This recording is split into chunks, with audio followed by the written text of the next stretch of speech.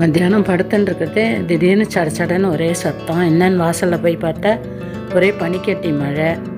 எனக்கு அப்படியே தட்டில் எடுத்து உங்கள்கிட்டலாம் காமிக்கணுன்னு ஆசையாக இருந்தது. ஆனால் போனோன்னா நான் கோட்டுக்கிட்டெல்லாம் போட்டுன்னு போகிறதுக்குள்ளே அது நின்றுடுத்து. மழையில் நனையவும் முடியாது, இங்கே உள்ள பனியில் ஜுரம் வந்துடும். அதனால் கொஞ்சோண்டு 1-2 வண்டி கையில் எடுத்து காமிச்சிருக்கேன். அடுத்த நிமிஷமே வெயில் அடித்து மழையும் வெயிலும் மாறி மாறி வந்து ரெயின்போ வந்துடுது.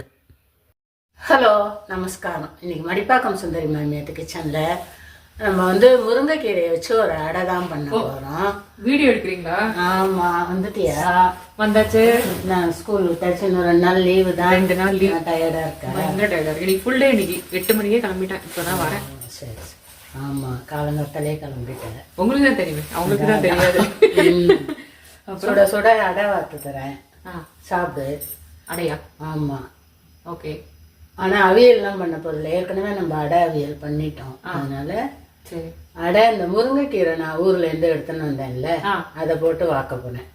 அது சாப்பிட்டுட்டு நம்ம எப்படி இருக்குங்கிறத அப்புறமா அவளுக்கு ஃபீட்பேக் சொல்லலாம். சரிம்மா, கண்டிப்பாக. தெரியாது இல்லை நிறைய பேருக்கு, அது வாசனையாக அதை வாசனை வருமானு யோசிப்பேன். நம்ம இந்த மாதிரி பண்ணுறப்ப எப்படி இருக்குது அப்படிங்கிறத பார்ப்போம். இன்னைக்கு செஞ்சு பார்ப்போம். ஃப்ரெஷ்ஷாக போட்டு பண்ணுவோம். இந்த வேலை ட்ரை பண்ணி நான் ஃப்ரெஷ்ஷாக சாப்பிட்டது இல்லை, அப்படியே பண்ணியும் சாப்பிட்டது இல்லை. இது போல் நம்ம முருங்கைக்கீரையை காய வச்சு எடுத்துன்னு வந்தோம்னா முருங்கைக்கீரை சாம்பார், முருங்கைக்கீரை அடை எல்லாமே செஞ்சு பார்க்கலாம். நான் ஒன்று ஒன்றா எடுத்துன்னு வந்த கீரையில் ஒன்று ஒன்றா செஞ்சு காமிக்கிறேன்.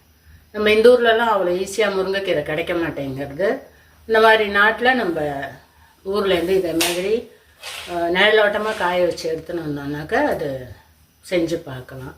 ரெண்டாவது, இன்றைக்கி வாக்குற அடையெல்லாம் நான் கொஞ்சம் வித்தியாசமாக எல்லாமே பருப்பெல்லாம் கொஞ்சம் வித்தியாசமாக போட்டிருக்கேன். எப்போவும் துவரம்பருப்பு, கடலைப்பருப்பு, கொஞ்சம் பயத்தம்பருப்பு போட்டு தான் அடை வாப்பேன். இந்த தடவை கொஞ்சம் காராமணி, கொஞ்சம் உளுந்து எல்லாம் போட்டு வாக்க போகிறேன். அந்த அடை எப்படி வந்ததுங்கிறத வாத்து சாப்பிட்டுட்டு உங்களுக்கு அப்புறமா சொல்கிறோம். நாங்கள் வாங்க இப்போ வீடியோக்குள்ளே போகலாம். இந்த டம்ளரால் 2 டம்ளர் அரிசி, இட்லி அரிசி தான் எடுத்துட்டுருக்கேன். அதை நல்லா 4 மணி நேரத்துக்கு நல்லா ஊற வச்சுக்கலாம். எந்த டம்ளரில் அரிசி ஊற வைக்கிறோமோ அதே டம்ளரால் 1/2 டம்ளர் துவரம்பருப்பு, 1/2 டம்ளர் கடலைப்பருப்பு, 1 ஸ்பூன் உளுந்து, 1 ஸ்பூன் காராமணி, 1 ஸ்பூன் பயத்தம்பருப்பு, இந்த டேபிள் ஸ்பூனால் ஒரு ஸ்பூன் போட்டுருக்கேன். இதையும் ஒரு 4 மணி நேரத்துக்கு அரிசி ஊற வைக்கும்போதே இதையும் ஊற வச்சிடலாம். இதுபோல் எல்லா பருப்பையும் நம்ம போட்டு அரைக்கிறத அதில் உள்ள சத்துக்கள்லாம் நம்மளுக்கு நல்லா கிடைக்கும். இந்த அரிசியோடையே இப்போ ஒரு 10 காஞ்ச மிளகா போட்டுக்கலாம். 1 டம்ளர் அரிசிக்கு 5 காஞ்ச மிளகாங்கிற அளவில் நான் போட்டுருக்கேன். நீங்கள் உங்கள் காரத்துக்கு தகுந்த மாதிரி போட்டுக்கோங்க. இந்த அளவு போட்டால் கரெக்டாக இருக்கும். அடைங்கிறது கொஞ்சம் உப்பு உரப்பாக இருந்தால் தான் நல்லாயிருக்கும். இது போல் தண்ணியில் ஊற வச்சிட்டோன்னா மசியறது ஈஸியாக மசிஞ்சிடும். முதல்ல காஞ்ச மிளகாயை போட்டுட்டு நம்ம ஊற வச்சுருக்கிற அரிசியை எடுத்து அதில் போட்டுட்டு இந்த அளவுக்கு குறைன்னு அரைச்சிக்கணும். அடுத்ததாக அதே மிக்சியிலேயே நம்ம ஊற வச்சுருக்கிற அந்த பருப்பையும் போட்டு அதையும் கொஞ்சம் நரப்பாக அரைச்சிக்கணும். சில பேர் எல்லாத்தையும் ஒன்றாவே ஊற வச்சுருவா. நான் அந்த மாதிரி ஊற வைக்கிறது இல்லை. ஏன்னா அரிசி சீக்கிரம் மசியாது, பருப்பு ரொம்ப வழன்னு ஆகிடும். அதனால் நான் இந்த மாதிரி தனித்தனியாக ஊற வச்சு தான் அரைப்பேன். இதுபோல் நம்ம அரைச்சி அடை வாக்கிறதே நல்ல மொரன்னு கிடைக்கும். அதே சமயம் பருப்பெல்லாம் ரொம்ப மசிஞ்சு மாவாக ஆகாமல் இருக்கும். இப்போ அரிசி பருப்பு எல்லாத்தையும் ஒன்றா போட்டுட்டு அதுக்கு தகுந்த அளவுக்கு உப்பை போட்டுட்டு ஒரு 1/2 ஸ்பூன் அளவுக்கு தூள் பெருங்காயத்தை போட்டுக்கலாம். நம்ம கட்டி பெருங்காயம் என்ன இருக்குது அப்படின்னா நம்ம அரைக்கும் போதே அதை போட்டு அரைச்சிடலாம். உப்பையும் பெருங்காயத்தையும் போட்டு நல்லா கலந்துக்கலாம். ரொம்ப கெட்டியாக இருந்தால் கொஞ்சம் தண்ணி விட்டுக்கலாம். 2 மீடியம் சைஸ் வெங்காயத்தை எடுத்து நல்லா பொடி பொடியாக நறுக்கி வச்சுக்கலாம். 1 ஸ்பூன் எண்ணெயை விட்டுட்டு வானலில் 1 ஸ்பூன் அளவுக்கு ஜீரகம் போட்டுட்டு அது நல்லா பொரிஞ்சதும் நம்ம நறுக்கி வச்சுருக்கிற வெங்காயத்தை அதில் போட்டு 1 நிமிஷத்துக்கு வதக்கிக்கலாம். அதோட ஒரு துண்டு 1 இன்ச்சு இஞ்சியை துருவி வச்சுருக்கேன், அதையும் போட்டுக்கலாம். நான் ஊர்லேருந்து எடுத்துன்னு வந்த முருங்கைக்கீரையை நல்லா தண்ணியில் போட்டு அலசிட்டு அதை அதில் போட்டுருக்கேன். நம்ம எப்போவும் பச்சை முருங்கைக்கீரை போட்டு பண்ணுவோம். இந்த தடவை தான் நான் இது போல் பண்ணியிருக்கேன். ஒரு 2-3 ஸ்பூன் அளவுக்கு தேங்காய் துருவல் போட்டுட்டு எல்லாத்தையும் அந்த மாவில் 1 நிமிஷம் பிரட்டிட்டு அந்த மாவில் கொட்டிடலாம். ரொம்ப நேரம் வதக்க தேவையில்லை. பச்சையாகவே போட்டு பண்ணலாம் எல்லாத்தையும். இருந்தாலும் இது மாதிரி பண்ணுறத இன்னும் ஈஸியாக நம்மளுக்கு டைஜஷன் ஆகுங்கிறதுனால இது போல் பண்ணினேன்.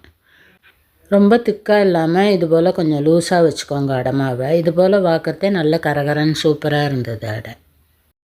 இப்போ தோசைக்கல்லில் ஒரு ஸ்பூன் அளவுக்கு எண்ணெயை விட்டு நல்லா தடவிக்கோங்க. எண்ணெயை நாலா பக்கமும் தடவி விட்டுட்டு நம்ம அடமாவை எடுத்து ஒரு 1.5 கரண்டி அளவுக்கு அதில் விட்டுக்கலாம். ரொம்ப தடியாக வாக்காமல் ஓரளவு கொஞ்சம் மெல்லிசாக வாக்குற மாதிரி வாத்தோம்னாக்க இந்த அடை நல்ல கரகரன்னு சூப்பராக இருந்தது. இந்த முருங்கைக்கீரை வந்து ஃப்ரெஷ்ஷாக போட்டால் எப்படி டேஸ்ட்டு வாசனை இருக்குமோ அந்த அளவுக்கு தான் இருந்தது. நம்ம காய வச்சதுங்கிற இதுவே கொஞ்சம் கூட தெரியல. 4 பக்கமும் ஓட்டை போட்டுட்டு அதில் ஒரு ஸ்பூன் எண்ணெயை விட்டுட்டு சுற்றி கொஞ்சமாக எண்ணெயை விட்டுட்டு அடைக்கி கொஞ்சம் எண்ணெய் கூட தான் ஆகும். இருந்தாலும் அப்படி வாத்தா தான் டேஸ்ட்டு இருக்குங்கிறதுனால கொஞ்சம் கூட தான் விடணும். இது போல் வாத்துட்டு நல்லா ஒரு பக்கம் அந்த ஓட்டைக்கிட்டெல்லாம் நல்லா செவந்துடுத்துனாக்க நம்ம திருப்பி போட்டுக்கலாம். இதே போல் நல்லா 2 சைடும் செவக்க விட்டுட்டு எடுக்கணும். அடைங்கிறதே நல்லா செவக்க எடுத்தால் தான் நல்லது. அப்போ தான் வேகும். இல்லாட்டா பச்சையாக எடுத்துட்டோன்னா மாவாக இருக்கும். அதனால் இது போல் செவக்க எடுத்து நம்ம அதோட வெல்லம், வெண்ணெய், மிளகா பொடியோ, அவியல் இருந்தால் பெஸ்ட்டு. அப்படி இல்லைன்னா வத்த குழம்பு கூட இதுக்கு நல்ல டேஸ்ட்டாக இருக்கும். நீங்களும் இது போல் செஞ்சு பார்த்துட்டு எப்படி இருந்ததுங்கிறத கமெண்ட்டில் சொல்லுங்க. இன்றைக்கி எங்கள் இடத்துல வத்த குழம்பு தான் தொட்டுன்னு சாப்பிட போகிறோம். லைக் பண்ணுங்க, ஷேர் பண்ணுங்க, சப்ஸ்கிரைப் பண்ணுங்க. தேங்க்யூ ஃபார் வாட்சிங். நெக்ஸ்ட் வீடியோவில் பார்க்கலாம்.